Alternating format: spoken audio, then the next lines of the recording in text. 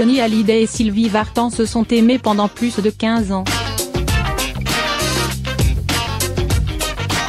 La chanteuse, toujours bouleversée par le départ de son ex-mari le 5 décembre dernier, a évoqué dans un reportage diffusé sur France 2 ce 17 juin, sa relation parfois volcanique avec l'idole des jeunes.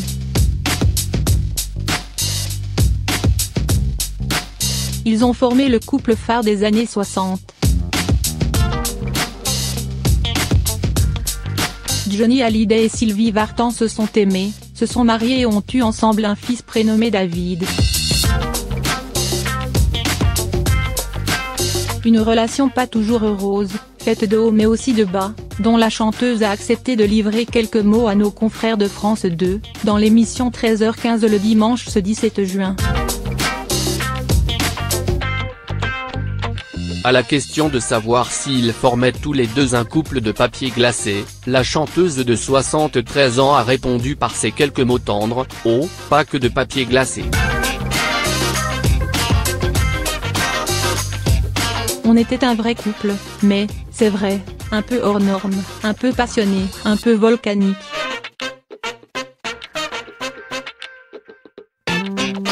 Après des années passionnées, le couple avait fini par se séparer et divorcer en 1980.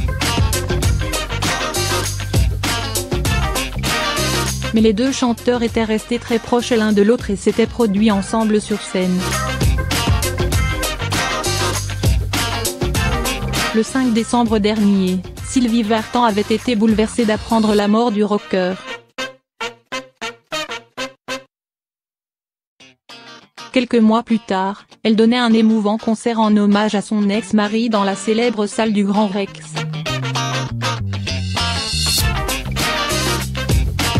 Johnny Hallyday et Sylvie Vartan se sont aimés pendant plus de 15 ans. La chanteuse, toujours bouleversée par le départ de son ex-mari le 5 décembre dernier, a évoqué dans un reportage diffusé sur France 2 ce 17 juin, sa relation parfois volcanique avec l'idole des jeunes.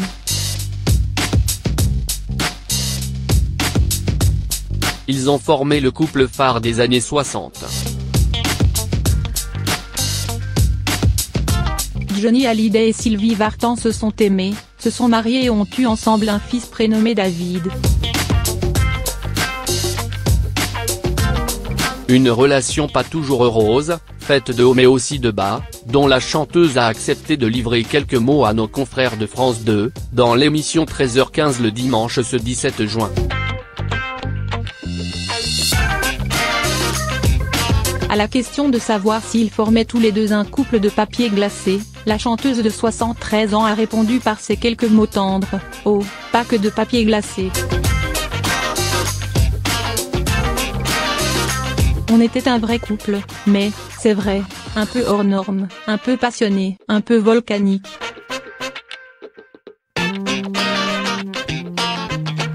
Après des années passionnées, le couple avait fini par se séparer et divorcer en 1980. Mais les deux chanteurs étaient restés très proches l'un de l'autre et s'étaient produits ensemble sur scène. Le 5 décembre dernier, Sylvie Vartan avait été bouleversée d'apprendre la mort du rocker.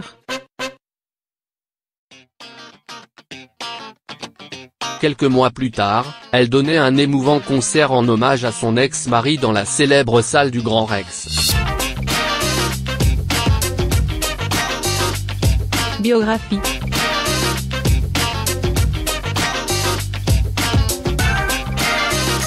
Sylvie Vartan est née le 15 août 1944 à Iskretz en Bulgarie. Peu après sa naissance, la maison familiale est réquisitionnée par l'armée soviétique.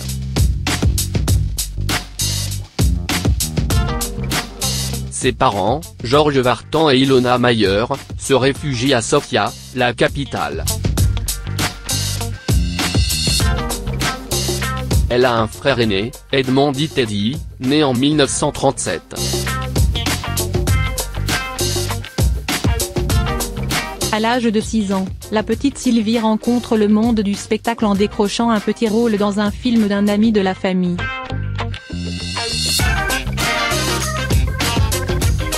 Mais la vie en Bulgarie est de plus en plus difficile et contraint la famille à s'exiler à Paris au début des années 50.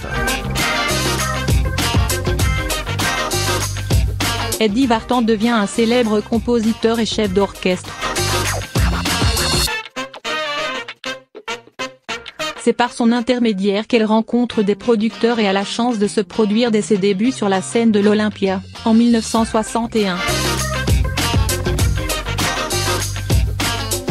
C'est le début d'une longue discographie, plus de 60 albums en France et à l'étranger, ponctués de grands succès, La plus belle pour aller danser, La Maritza, J'ai un problème, L'amour c'est comme une cigarette, C'est fatal, Soleil bleu.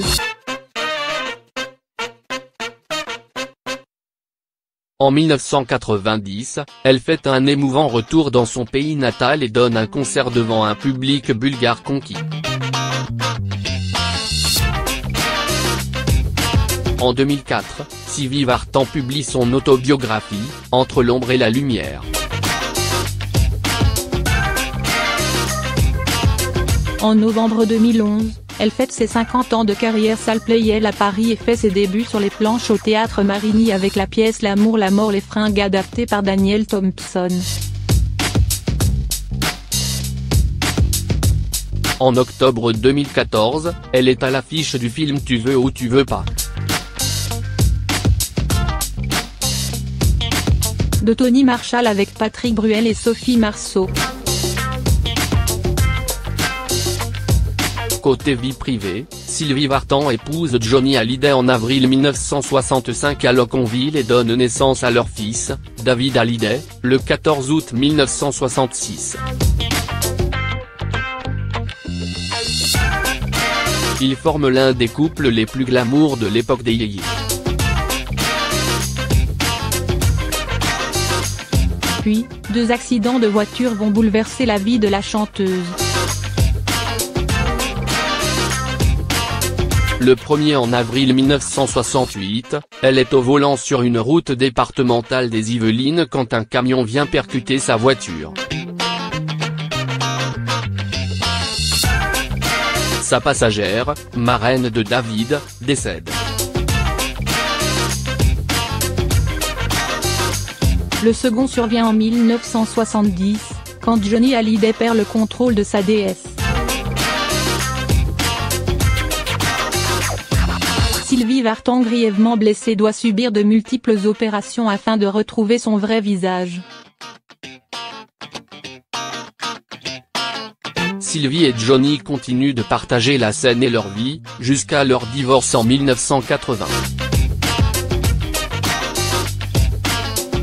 Elle se remarie en 1984 avec Tony Scotti, un producteur américain.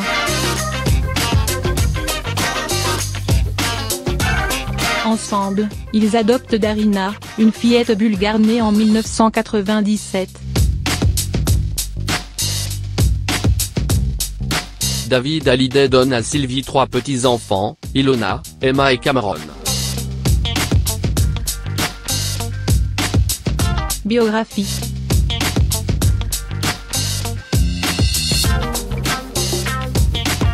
Jean-Philippe Smet de son vrai nom est né le 15 juin 1943 dans le 9e arrondissement de Paris.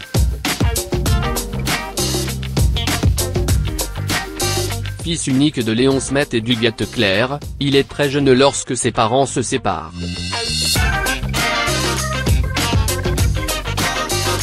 Sa mère, mannequin cabine, le confie alors à sa tante paternelle qui l'élève avec ses 2 filles, Desta et Ménona. Son enfance est marquée par de nombreux voyages à travers l'Europe, avec ses cousines, danseuses, qui se produisent en spectacle.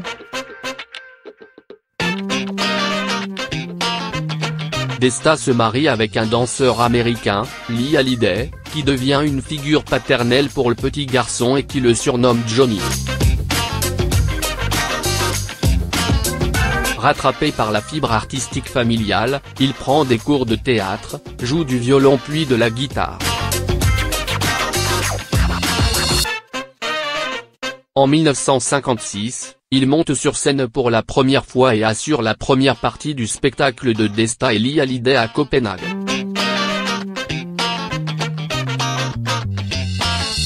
De retour à Paris, l'adolescent trouve sa voie à 14 ans lorsqu'il découvre un nouveau courant musical incarné par Elvis Presley. Signé par la maison de disques Vogue en 1960, il sort un 45 tours, T'aimer follement, sous le pseudonyme Johnny Hallyday. Il ne tarde pas à déclencher l'hystérie lors de ses performances sur scène qui sont sa marque de fabrique. Avec l'album Salut les copains, il devient le chanteur emblématique de la période yéyé. En 1963, la chanson L'idole des jeunes devient un tube. Puis il met sa carrière entre parenthèses pour effectuer son service militaire en Allemagne. Son retour est marqué par une nouvelle collaboration artistique, celle de Long Chris et la sortie de son deuxième album Johnny chante Hallyday. Le chanteur enchaîne les concerts à un rythme effréné et connaît quelques problèmes avec le fisc. Le 10 septembre 1966, il fait une tentative de suicide. Cet événement va inspirer la chanson Noir, c'est Noir qui est à nouveau un tube. Au cours des années 1970, Johnny Hallyday souhaite se diversifier et varier les registres. Il collabore avec Philippe Labro qui lui écrit des textes plus engagés et signe 2 albums Vie et Flagrant délit.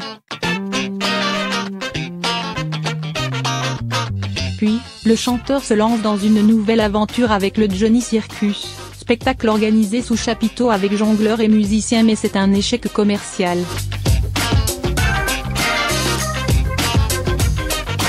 Johnny publie ensuite un album de musique country folk rock.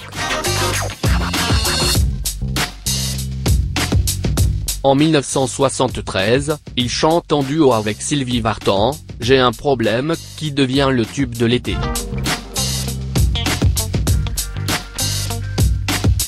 En 1975, il enregistre Rock à Memphis puis s'exile aux États-Unis en famille quelques mois.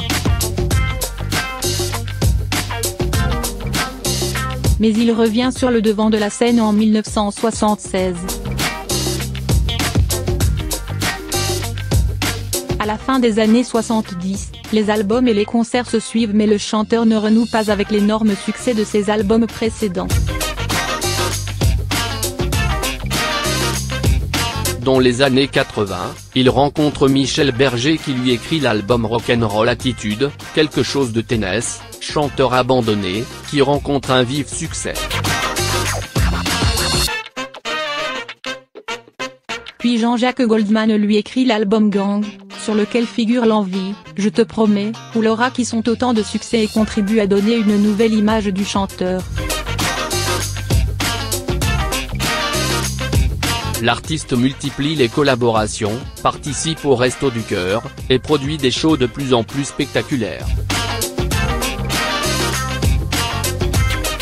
À la fin des années 80, le spectacle dans la chaleur de Bercy décroche une victoire de la musique de la meilleure prestation musicale.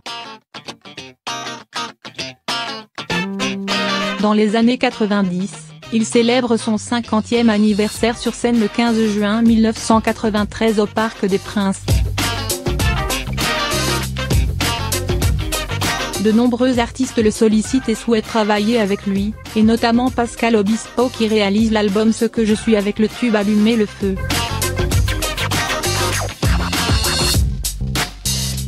En 1999, c'est un énorme succès avec l'album 100%, écrit par David Hallyday.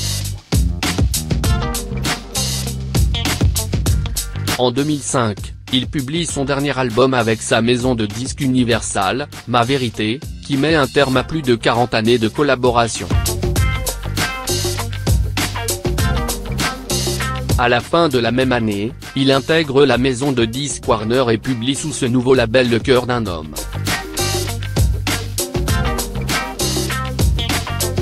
En mai 2009, Johnny Hallyday entame une nouvelle tournée baptisée Tour 66.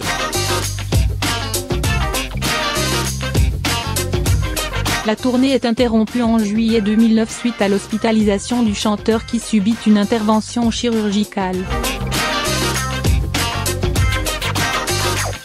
En septembre, il reprend sa tournée, avant d'être à nouveau hospitalisé, fin novembre 2009, pour une hernie discale. En décembre 2009, à Los Angeles, il est hospitalisé d'urgence au Cedar Sinai suite à des complications, et est plongé plusieurs jours dans le coma. Le chanteur se remet après une longue convalescence qui l'incite à diminuer le rythme de ses concerts. En septembre 2010, il annonce qu'il a changé de producteur et travaille dorénavant avec Gilbert Coulier.